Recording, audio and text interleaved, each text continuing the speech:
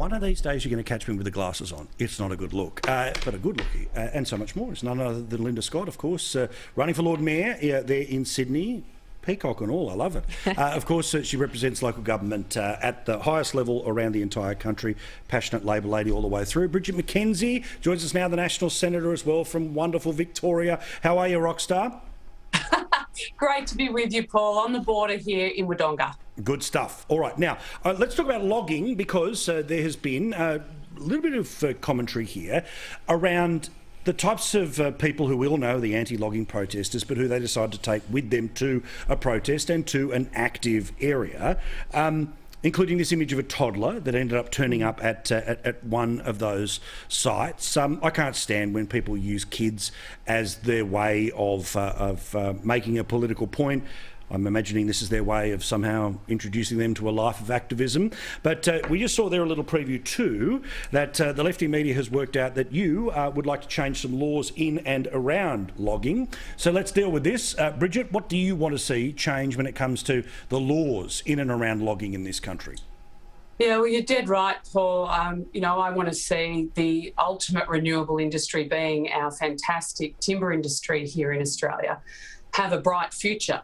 And right now that future's been thrown into disarray thanks to a recent court decision by Justice Mortimer, who, by the way, is a good friend of former Senator Bob Brown, which really throws into disarray the tough environmental standards at a Commonwealth level and its interaction with the tough environmental standards for our regional forestry agreements, which govern those forestry operations in our state areas, and throwing into uncertainty tens of thousands of our loggers, our haulage contractors, our sawmillers and our regional communities as a result. So what I'm seeking to do, I've drafted a private senator's bill, is to remove that ambiguity from the EPBC Act to ensure that the tough environmental standards that we know and expect here in Australia, that our timber industry will be governed by, are clear and concise, and so that everybody knows where they stand and people can invest in this industry with confidence. Because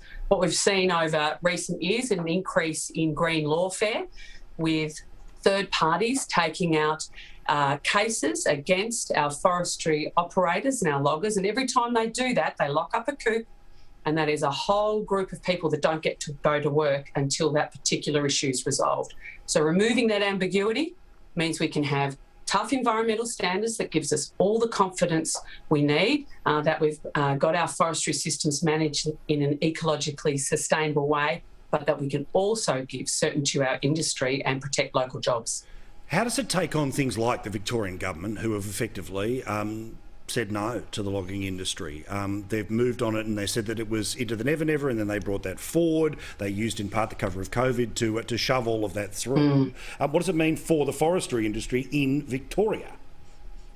Well, this particular decision related to the Central Highlands Regional Forestry Agreement, which has been basically unable to effectively operate since 2017, when this first action was brought about. Obviously, here in Victoria, those of us that are passionate about the forestry industry want to see a change of government. We want to see a state government that backs this sustainable and renewable industry. And even the CFMEU, Michael O'Connor, when he gave evidence at the hearing into the bill yesterday, was unequivocal.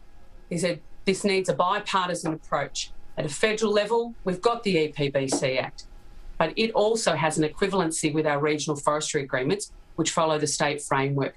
We need state Labor governments like Victoria to back the forestry industry, and we need federal governments to similarly make appropriate changes to legislation so that we have that certainty that industry needs. Now, if that's the CFMEU saying it, it's the National Party saying it, I'd be calling on the major parties to get behind this wonderful industry that, my dad was a blue singlet logger. I was born when we lived in a little timber town called Marysville. I'm passionate about this industry.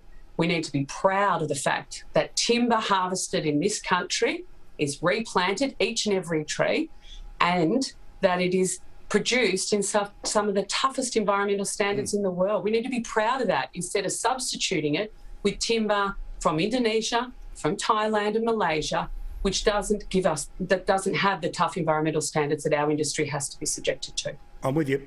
Start of the show tonight, I wanted to talk about the ism that I think is the most obviously provable in Australia, that is ageism. Human Rights Commission had a report earlier in fact came out today, that showed that a huge number of companies are now admitting that the cut-off age for hiring people is 50. Now remember, of course, it's only your mid to late 60s when the pension and superannuation kicks in, so unless you've got some big buffer of cash somewhere, that is an awful lot of people who are just going into a level of purgatory. One of those seems to be Tim, who's called us tonight. Hello, Tim. Yes, hello, Mr. Murray. Hello, mate. Do you fall into this category of those that they consider too old to hire but too young to get super? Yes, because I was made redundant at the age of 59. That was 3 years ago. And I've been out of work ever since. And every job interview I've gone to, you can just tell they don't want you there. And why do you get, do they overtly say, oh, you're too experienced for this role? How do they let you down gently if you get an interview at all? Oh, well, the last one was after the interview, which went very well. It gave me a call and said, they were concerned how it would interact with the younger workers. Oh, there you go. See, exactly what I was talking about before, right? That you're going to be a bit of a problem because you're a little bit of a stick in the mud, which of course is all garbage. Now, Tim, I very personal. You can tell me to go jump, right? That's the country that we live in. You've got a while to go till super. How do you financially survive? On my savings, which is they're virtually running out. But yes, I'm having to go on to unemployment, which I've never done in my life, and I never wanted to do. No, and you wouldn't need to do because, as you said, you've been part of the workforce. You want to get back in there. This is the thing, Linda. As a society, there are all these different segments that we focus so much about, but with this gleaming report there today that Australian business says you're done at 50. This should be something that motivates. Instead, it's not sexy enough for Twitter, so we don't talk about it? It's so terrible, isn't it? Tim, we're so sorry to hear about your tale and we wish you all the best. You sound like you'd be a great worker, so all the best with finding a job. 1 in 2 Australians don't retire at the time of their choosing. So unfortunately, Tim's story represents about half the people in his age. It's why, and I've advocated on here before, increasing superannuation and the superannuation guarantee is so important, because we know that increasingly Australians are not choosing the time of their retirement, and with that financial insecurity, at least having enough superannuation gives them some more security than people have had in the past. But if you live the 10 years to get to it. But as you rightly say, Paul, actually the problem here is making sure that we can have great positions for our skilled older workers, whether their skill set is because they've got a university degree or whether it's because they've just got great life experience in a career. I work in organisations which have a real mix of people, right through from apprentices in councils doing magnificent job right up until very, senior Australians who love their work, are very good at it and continue to work. And I've learnt from everybody across the spectrum in all my roles. So, part of it is just respect and valuing the contribution that people can make. But isn't this also going to be an assumption that people of a certain age just aren't woke enough? That they're not, that they're going to be sort of too old school, they're not up with the way that things work in the new modern workplace, where people in their 20s have all gone through all of the different, trainings and the rest of it, which I think is a great disrespect. But that's exactly what Tim just said happened to him. You wouldn't interact well with the other people. What does that mean? Can I already say that my sons, who are 10 and 9, are better at technology than me, right? They're digital natives. They can make a movie in a heartbeat, which I certainly couldn't do as well as them. So it is the case that technology changes, and people who are born with that stuff are just, I think, inherently better at it unless they've had some other formal training. But that doesn't mean there's a whole lot of other skill sets that older Australians can't bring to the table in a workplace that are different, that are useful, and that I think are increasingly undervalued. All right, your views on that or anything else, Bridge, we'll get to you on the other side. 1300 30 34 35. Our favourite Liberal Democrat in the country will join us next to talk about the increasing wokeification of Victoria, new laws that no doubt will sail their way through Parliament, but he'll stand there and try and fight. We'll talk about what that fight is next.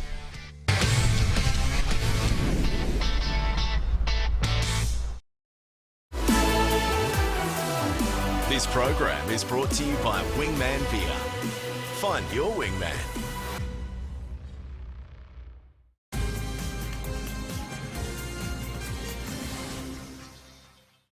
They had the potential to be two of the greatest prime ministers this country's ever had. In a special investigation, I saw a very nasty side to Malcolm. you're hopeless, you've done this wrong.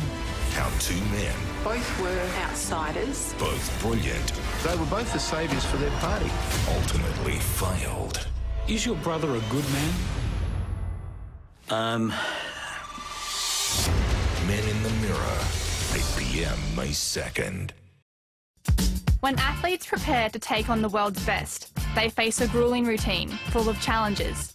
Strong support is the key to success, and Harvey Norman are great supporters of Australian sport.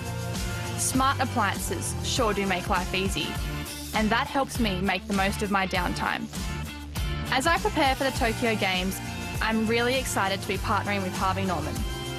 My name is Ariane Titmus, and I'm proud to be a Harvey Norman brand ambassador. Runway 25, ready to take off. Wingman 425, clear to take off. Going down your left side.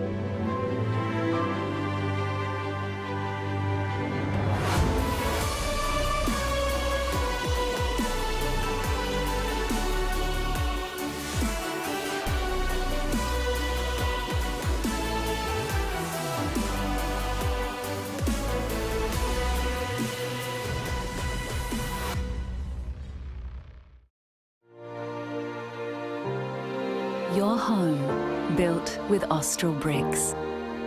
A place to live. A place to love. A place to be you. With enduring style, energy-saving efficiency, and everlasting strength in all conditions. Come home to Austral bricks. Feel like you're being watched? Hackers could steal the personal information on your device or see what you send over Wi-Fi. That's why Norton 360 includes a VPN, device security and more. Go to au.norton.com. At Harvey Norman, get a PC with Windows 10 for a more powerful you. The Asus VivoBook Flip 2-in-1 laptop makes a great student device. Just $588. Boost your productivity with this Lenovo Flex 5 2-in-1 laptop. Only $888. Or ultra-powerful HP 15S laptop powered by the latest Intel Core i7 processor. Just $1,198. Plus, buy on 60 months interest-free and get a bonus gift card up to $500. Now at Harvey Norman. Go!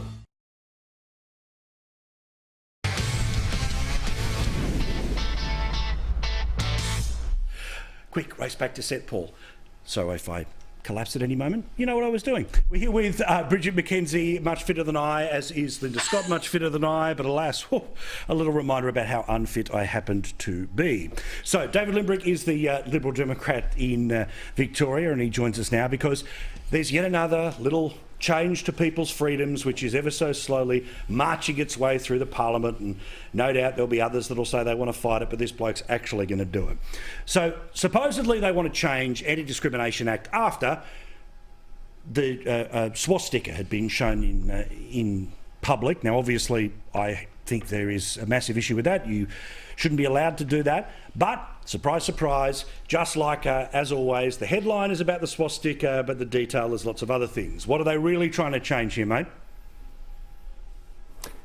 Yeah, well, what we're really looking at is what I'd term, woke supremacy. We're seeing the threshold for hate speech, what they term hate speech, lowered to, at the moment, you have a test that says you must incite hatred or severe ridicule of someone. What they want to do is lower that test to likely to incite severe ridicule or contempt, serious contempt, for a whole bunch of new protected attributes. So at the moment, in our Racial and Religious Tolerance Act, we have protected attributes of race and religion. They want to expand that to race, religion, gender, sexuality, transgender status, and a whole bunch of other things.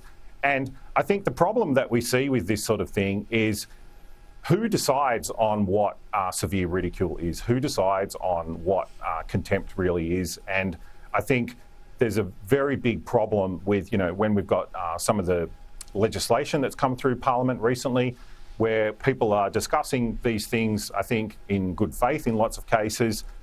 Who decides whether they feel that, you know, they're in contempt. And we have a real problem here with further encroachments and limitations on free speech that are likely to come in Victoria. So this is an output of a parliamentary inquiry into anti-vilification protections. But what usually happens with these things, an inquiry comes out, and then later on, I guess probably later this year, they'll come out with legislation. So I think it's time to start talking about this now before the legislation comes before us, so that we can get ahead of it. I mean, we've seen some of the crazy things that can happen in Scotland with this. There was a guy that was convicted under hate speech laws because he taught his dog to do his pet pug to do a Nazi salute, and he was a comedian. You know, the comedians are always the canary in the gold mines in the coal mine in these cases. Yeah, the problem is that the Melbourne International Comedy Festival, which used to have sort of the Comedian of the Year, got the Barry Award, but then apparently that was transphobic because of Barry Humphries and Dame Edna. So there's a certain wokeification in parts of comedy right now. But here's the thing. No one is sitting around trying to find excuses or protections in the law for having a go at somebody about their race, religion, gender, sexual orientation, gender identity, gender expressions, intersex status, disability, HIV, AIDS status, or sex characteristics. Okay, let's get that on the record. But the idea of this slide rule of what's appropriate and not appropriate, which is sex characteristics, the idea of criminalising descriptions of sex characteristics? Yeah, I mean, it's one of these things, like, are we going to be in a situation where speech is controlled to such a degree that people will be scared to debate issues? I mean, we have this massive chilling effect when these sort of laws come in. And you spoke before about the other part of this recommendation of the inquiry, where, you know, we have flags, National Socialist flags would be banned. But the idea that we're going to start banning symbology, I mean, you know, what's next? Like, what things are we going to be banning and putting on the fire? You know, the people that have been, you know, collecting flags and burning them throughout history are usually not the good guys. So I think, you know, I'd rather have these people that believe in these nasty ideologies, you know, don't push them into the underworld. We want them out in the open so we know who they are, and you know, we can debate with them and this sort of thing. And this idea that we're just going to criminalise everything that we don't like and it's going to sort of magically go away is just wrong.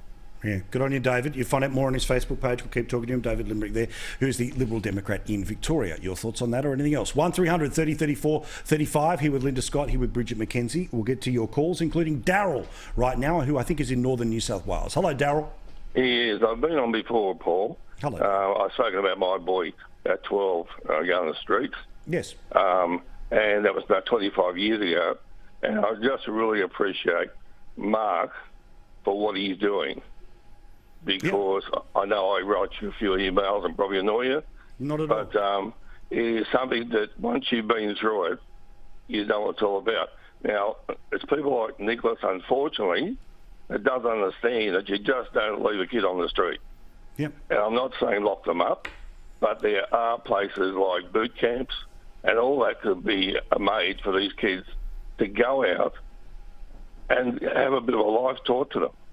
Yeah, I'm with you. Thank you, Daryl. Thank you. Appreciate the call. I just want to move on because, Bridget, what's your thought on this? Where it seems like all of the attorneys general around the country seem to have agreed criminal responsibility is going to go from 10 straight up to 14. All of this seems like a pretty clumsy way of being able to change the amount of incarceration issues in and around Indigenous communities. But let's be really simple here, right? Is that there has to be an ultimate sanction for criminal behaviour, and there has to be an option. But simultaneously, what I love about this is that in a place like Victoria or New South Wales, you're able to change your gender when you are 9, but you can't be held responsible for boosting a car at potentially 13.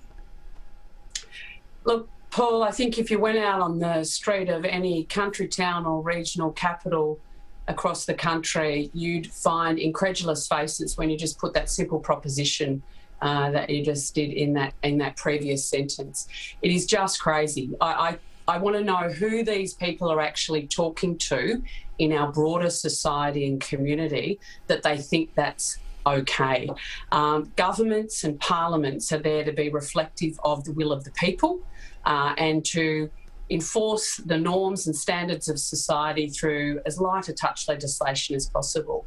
And when you see the draconian, particularly in my home state of Victoria under the current government, the draconian, heavy-handed approach they have to governing every aspect of our life. It's not just about reducing freedom of speech, which we heard from your previous guest, but I mean, these are the guys that actually restricted our freedom of movement as citizens for no reason, for absolutely no reason, scientific, medical or otherwise.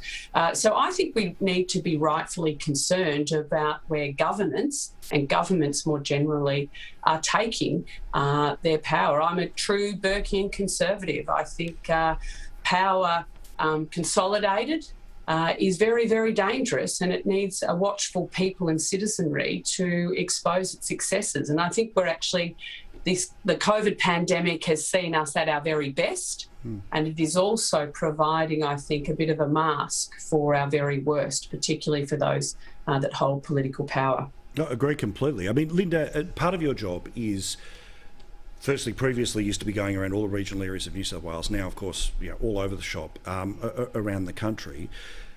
It feels to me like these are decisions being made by people who don't have to live with any of the consequences, right? They don't live... The Attorney General of Queensland doesn't live in Townsville. The Attorney General of New South Wales doesn't live in Burke. Insert your example wherever your state happens to be. Where are you on this question about... now, obviously, I don't want kids to go to jail, but I also don't want them to be scot-free till 14. Well, look, it's an important debate to have, isn't it? I've just indeed flown in today from beautiful Broken Hill with Mayor Daria Turley, and I've been up with the Western Division, which is the regional New South Wales councils from the western part of our state. And of course, as you'd imagine, this was one of the discussions that people had. Why is there not a PCYC in Wentworth, where otherwise there are kids that are not able to do things in the evening, and if there was state or federal investment in a great PCYC in Wentworth, or, you know, why do we not have more facilities for young people in Broken Hill, in Moree, in Burke, in all these towns where their mayors were represented today? This was an active topic of conversation, and I think that's what this highlights. I completely respectfully disagree with Bridget. I think that what is needed here is more government investment in services and support for those kids, so that when they are out in the evenings, they're not just wandering around,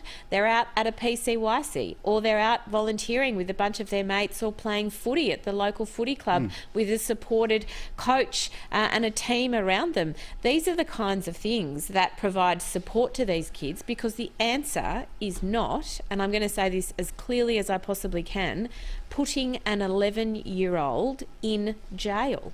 They might make a mistake. Juvenile. They might do the wrong thing. But these kids... We make it sound like it's a solitary at Long They're Bay. 11. They should not be in jail. Yeah, they but need support and care and structures, community structures around them, often provided by local governments. Sure, and I support what you're saying about... You've got to have all the options, right? So you've got to have all the options of diversion through to ultimate punishment, right? Because the other thing, Bridge, too, is that the 11-year-old who's sent to jail... I'm willing to bet all on the table, is not being sent for their first offence. Is not Correct. being sent I was for their just going to first say, offence. Paul, this is a spectrum and a continuum of behaviour, and we have a system that actually understands that. And respectfully, 14-year-olds can do some incredible damage, not just to property, not just to their own life and future, but to the loved ones of other people. And I think that's a serious crime.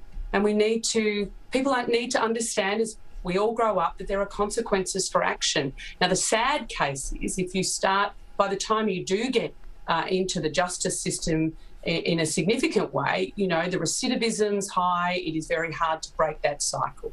I think what we need to be doing is looking, how do we make sure people don't get there in the first place? Now, having a PCYC on every street corner, I don't think is actually going to deal with a substantive issue. I mean, this is about parental responsibility. This is about communities making clear the expectation for our young people and our citizens within them, and making sure that we work together to adjust the causal factors of why people end up committing crimes. And they are family breakdown, drug and alcohol abuse. They're not just boredom.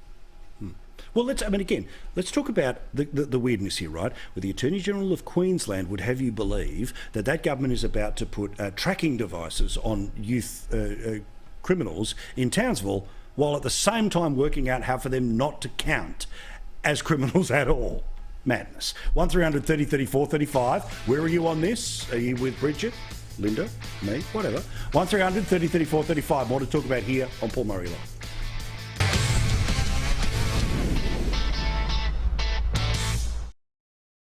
They shall grow not old, as we that are left grow old. Age shall not weary them, nor the years condemn. At the going down of the sun, and in the morning, we will remember them. Our nation's heroes will be honoured. Those who served, who fought, and who died. Sky News Australia will broadcast the major services with live Anzac Day coverage from dawn. Now that you've got your beautiful floor from Carpet Call, care for it in the best way possible with Carpet Call's amazing range of floor care accessories, from mops and brooms to cleaners and stain removers. And introducing the new Leactro robot vacuum mop that is a must for every home. All available in-store and online at carpetcall.com.au. Australia's experts in flooring and blinds, and now the experts in floor care too. So call Carpet Call now. The experts in the trade. You want to keep warm when your feet are chill, but you don't want to raise your heating bill. Socks are thin and not plush and cozy. There's got to be a better way to get warm and toasty. Introducing Huggle Slipper Socks, the innovative new indoor footwear that keeps your feet cozy, warm and totally comfortable. We combine the coziness of a fleece boot with the convenience of socks to create the world's most comfortable indoor footwear. Huggle Socks have an ultra plush cable knit weave on the outside and aligned with an ultra soft shearling style fleece on the inside that keep your feet toasty warm even on the coldest floors. So soft and thick, you feel like you're walking on a cloud every time you wear your Huggle Socks. Socks are slippery on hard floors, but Huggle Socks have non-slip silicone grips to keep you safe and secure even on stairs and slippery hard floors. Huggle Socks are easy to slip right on and get instantly comfortable when you get home. You'll never want to take them off. They're perfect for relaxing and watching TV. Huggle Socks are great around the house, whether you're making a meal or a midnight snack. And stay toasty and warm while you cheer on your favourite team. Huggle Socks keep the whole family's feet warm, cosy and comfortable around the house. And unlike slippers, wear Huggle Socks to bed for the perfect night's sleep. Best of all, they're machine washable and guaranteed to stay fluffy and soft. Some fleece-lined boots can cost well over $120, but you won't pay anywhere near that much for Huggle Slipper Socks. Call Global Shop Direct or go online now to get your Huggle Slipper Socks for the low price on your screen. But wait, order right now and we'll double the offer. That's right, buy one pair, get one pair. Now everyone in your family can stay warm and comfy with Huggle Slipper Socks. We know you'll love the cozy comfort that Huggle Slipper Socks provide, but if for any reason you're not completely satisfied, just send them back within 30 days for a full refund of the product price. That's 2 pairs of Huggle Slipper Socks for this one incredible price. Order yours today.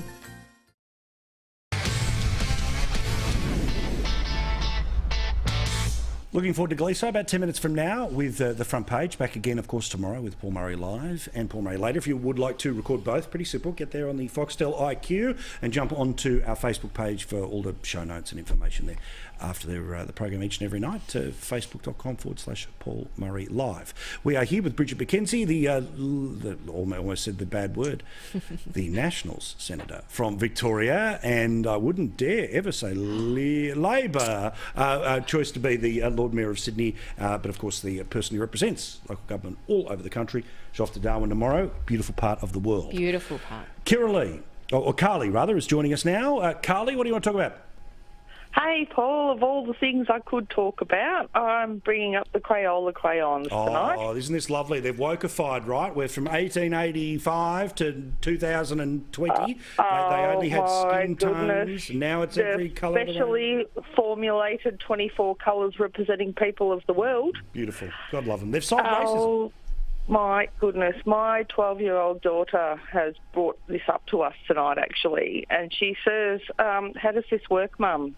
The deepest colour, apparently, all the colours of skin are yellow, red and brown, and Crayola has moved them to golden, rose and almond. Oh, beautiful. I am as ivory as they get. I don't get a place there, apparently. Neither does my daughter. But she says, so what happens now, Mum? Is it deepest almond lives matter? Oh, and of course, that's great because then you get all these businesses donate money and then the people who run Deepest Almonds Lives Matter then get to go and buy millions of dollars worth of property in New York. Works out perfectly. Thank you, mate. Let's go to Todd in Queensland. Again, back to this ageism question. It's the most obvious ism in the country. Hello, Todd. G'day, mate. Listen, last time I spoke to you, I was introduced myself as a worker for the Palachuk government, and I still am, unfortunately. Well, fair enough. At least you're watching. At least we've got one person on the behind enemy lines. Yeah, I'm just a taxpayer for her, unfortunately. But this over 50 thing, and while I wasn't looking, I've just turned 51. But I work in a range from workers from 20 to 60 odd. It's not the under 50. It's not the over 50s that at any minute can want to pull their phone out and distract themselves.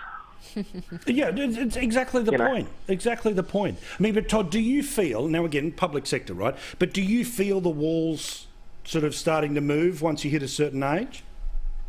Oh, I don't know, but I'd back a 50-year-old worker against a 20-year-old worker any day of the week. You know, I'm in manual work, hard work, and, you know, there's distraction. It is in everyone's pocket these days. It's a great point. Great point. Tracking device and an endless distraction. I've got to check my Instagram. Thank you, Todd. Bridget, again, to this point, Human Rights Commission comes out with this report that essentially even the public service is one of the worst organisations in the country to say if you're over 50, they won't hire you. A lot of distance between being 50, 52 and when you can actually access your super. Yeah, absolutely, Paul. I agree with your callers. Like, you know, I turned around and I'm in that age group too, and I'm looking forward to. Thank you. Not true, but I'm looking forward to working hard for the next 2 decades. I'm excited about that. You look at presidents of the United States; they're not under 50 anytime recently either. So I think different cultures value age and experience differently. I think it is an indictment on us as a society that we actually don't value the lived experience and the skill sets and that common sense, I think, that you do get over time. I have a lot more common sense now at 50 than I did at 21. And you can't buy that. You can't teach it. Life teaches it to you. And it makes you a really good worker. It makes you a better thinker and a better person to relate to others. So I think there's a huge joy and depth in the older worker. I think too often those that are in the younger demographic are looking to move on to the next thing as quick as possible. They're the generation that are going to have upwards of 7 careers in their lifetime. The work ethic, I think the common sense and the lived experience that the older worker provides to any workplace is highly valuable. And I think, however, unfortunately in Australia, undervalued. So it's not for government to solve that. It's actually for businesses and those employing to see that value, to utilise it within their organisations as much as possible. No, with you completely, all right. And my 2 fellow 21-year-old guests, I do appreciate it. Linda, enjoy your time in the Northern Territory and everything you're doing running, to declover the City of Sydney. All the best to you, mate. Bridget, we'll see you again very soon. Sorry to Trish and others who